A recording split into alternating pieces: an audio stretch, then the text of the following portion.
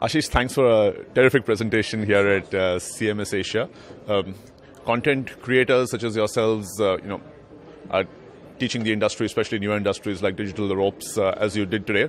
But some amount of change on the publisher side as well. Content creators, as you said, have to embrace the fact that everybody is a creator today.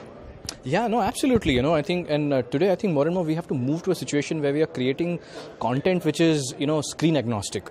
You're going to have to design stuff which is not just for the big screen, but it works well across all kinds of platforms, be it the mobile screen, be it your tablet or your laptop or wherever the hell else. I think that's becoming a very important part of our content and communication mix, even in Bollywood. I mean, it's just too large to ignore now.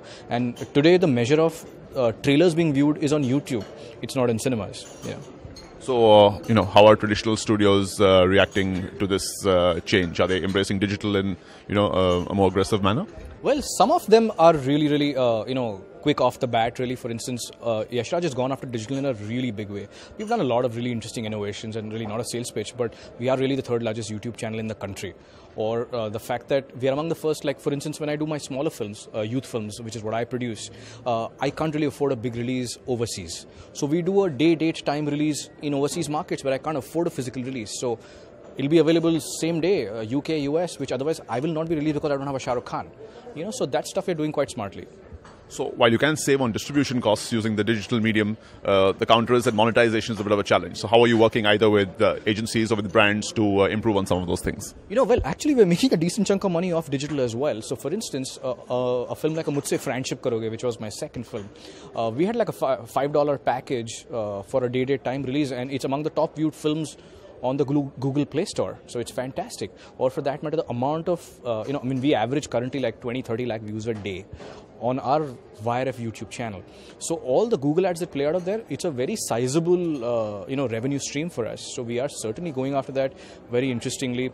We're also making content especially for the internet, which is different from movie content. And, most people's, digital content strategy is put the trailer out there or put your ad on YouTube or have a Twitter handle or a Facebook page. That's kind of silly, and then that's just so 2001. So what we're really doing is also making content especially for this medium. So be it some of the clips that I shared earlier, like a Bros Before Hose, or the ancillary programming created just for the net, or a sneak behind the scenes, the deleted scenes which go out only online and create a lot more excitement for getting people in for the main movie.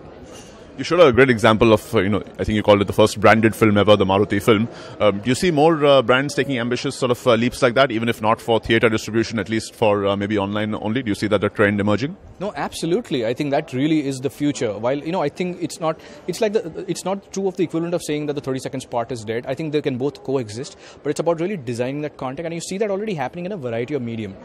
MediaNet is branded content, frankly, as much as I may not like that. Or for that matter, Duorists, or for that matter, Coke Studio are great examples of branded content.